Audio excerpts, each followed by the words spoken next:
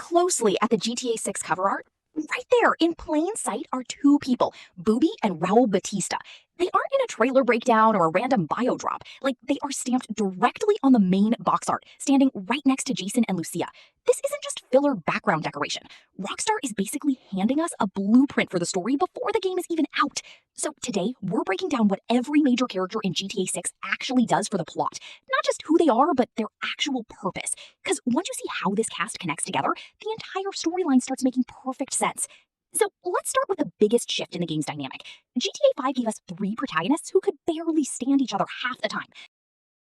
GTA 6 is flipping the script on this entirely, with this game being based around a couple made up of Jason Duval and Lucia Caminos. Rockstar is pretty clearly leaning into the heavy, classic Bonnie and Clyde sort of vibe, and Lucia is the first female lead of the HD GTA universe.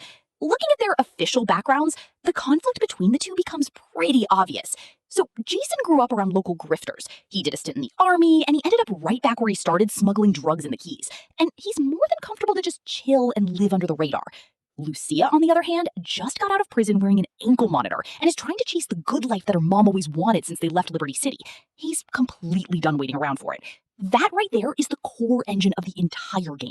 There's no dramatic betrayal to make the story interesting. Jason is perfectly fine staying small time and working in the smaller regions like the Keys or the Grass Rivers in Ambrosa or Port Galhorn, chilling, not in Vice City. Well, Lucia wants to risk it all and break through the ceiling and go to Vice City and go to the crazy heists and money and get that good life that she wanted. Every single score that they pull is that argument playing out in real time. Next up is Cal Hampton, who is Jason's best friend. On the surface, he kind of seems like he might just be Rockstar's comic relief, sort of like Lamar was in GTA 5, showing up in Trailer 2 at the different bar scenes and asking to be hooked up if someone has any friends. But if we look closer, they mention that Cal is the guy monitoring Coast Guard radio frequencies. To me, this isn't just a random detail they mention. I think that's a massive piece of the smuggling puzzle. And as we've seen in different screenshots and information, smuggling and using boats and such seems like it could be a prominent part of this game. And if Jason and Brian are moving product through the Keys, well, they need eyes on the law. And Cal appears like he could be that guy. My prediction, and this might just be a hunch, but I think we need to keep an eye on Cal.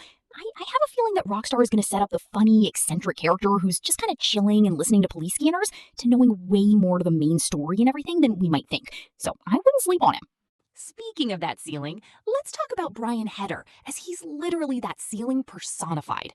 From what we've seen from the trailers and the different screenshots and info that Rockstar has given us, Brian is a drug runner from the golden age of key smuggling. The catch is, he's not the one taking the risk anymore. He's essentially retired, and he's got guys like Jason doing the dirty work now, while he sits back and chills. He even lets Jason live rent-free at one of his spots. At the beginning of Trailer 2, we can see Brian chewing Jason out for fixing his roof instead of going and collecting rent and performing these shakedowns for Brian on his other properties. Honestly, that's a pretty big hint. Jason's essentially being paid in housing to just stay small and be obedient and not pursue greater things. So Brian basically represents that comfortable life and comfort zone for Jason. The second that Lucia gets out of jail and starts pushing for bigger plays, Brian becomes the guy that Jason's probably going to have to outgrow. And whether that ends with a clean break or a shootout remains to be seen as we play the game. So for this next part, I'm going to talk about three characters at once. To me, this looks like this is going to be the characters we come across as we move into Vice City and probably later into the game, like the mid-game. And to me, they have a lot of interesting functions and things that they will do in the game that I think will all connect perfectly. So the first is Boobie Ike. Now, this guy is a street veteran that turned into a mogul. He owns real estate, the Jack of Hearts strip club, and Only Raw Records. And his official bio says that he's all smiles until it's time for business. Next is Dre'Quan Priest. He co-runs that Only Raw Records label that I just mentioned with Boobie. He's a hustler, and he dealt drugs to fund his music dream, not because he loves the lifestyle. And finally, Real Dimes. Now, this is a viral rap duo who blew up on social media and secured a major hit single 5 years before the game starts. And they are for this Only Raw Records label that we mentioned previously. So why does all this matter? Well, we know from the marketing of the game that GTA is leaning heavily into the social media, viral videos, phone culture, and influencer culture. I suspect the real Dines aren't just going to be background NPCs with this music thing going on. I think there's a big chance that this group of NPCs will be used to introduce a core gameplay mechanic, teaching you social media, the influencer culture, because I don't think that those social media clips were placed in Trailer 1 by accident. I do think social media, and we've even had rumors and potential leaks on this topic as well, that social media will be an aspect in this game. Whether it's maybe see someone flexing on social media and that opens up a robbery opportunity, or there's, dynamic world events that happen via social media. I think that there's going to be something to this, and I do think that Real Dines and Dre'Quan Priest could be a way that they introduce this kind of social media and influencer culture and how it might affect the game. And I'm sure there will be great music subplots as well. And remember, as mentioned, Boobie Ike is right there on the official cover art. He's going to be a massive player in this game, and I suspect he will probably be a mid-game boss that we answer to and do missions for. Speaking of the official cover art, that brings us back to another name that we need to talk about, which is Raul Bautista. Now, his official bio describes him as a seasoned, incredibly charming bank robber who's constantly looking for crew members willing to take massive risk for legendary payouts.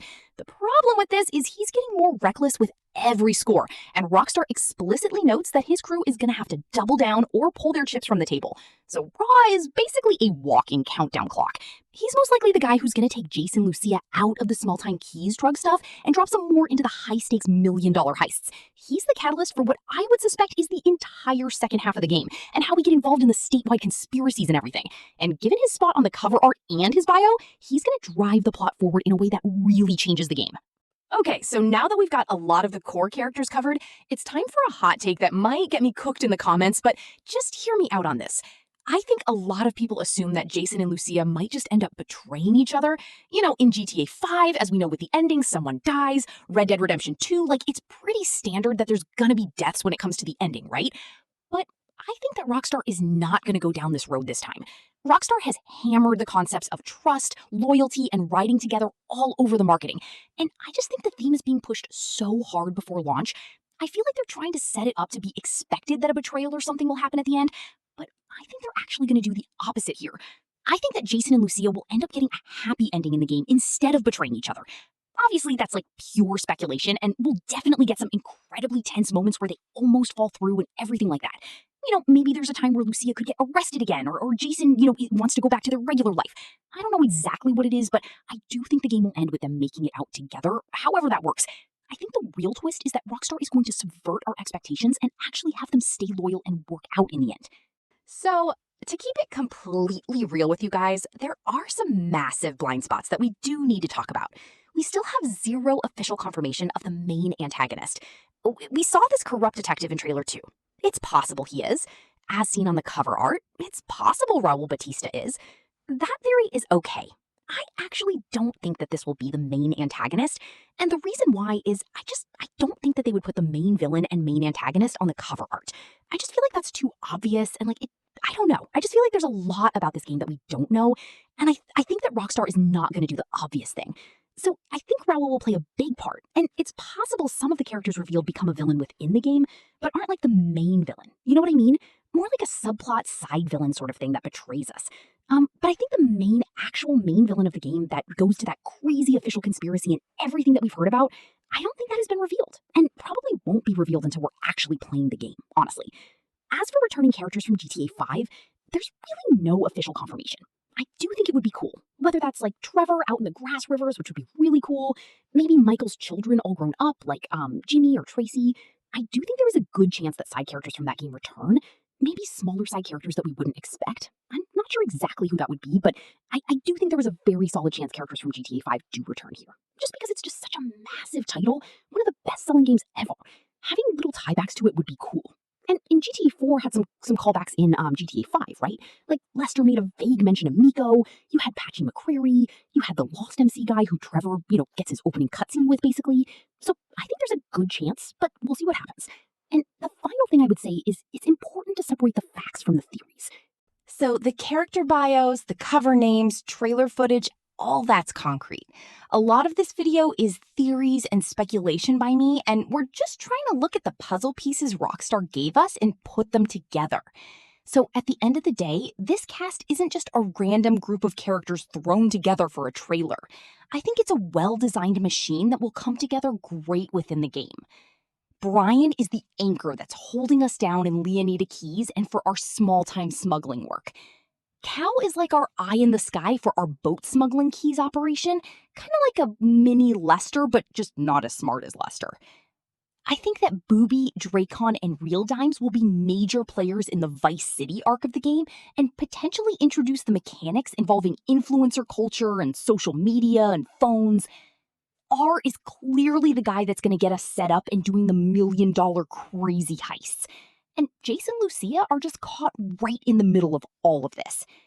Drop a comment below on which character you think has the potential to be a standout character, or where you think some of my theories might be off.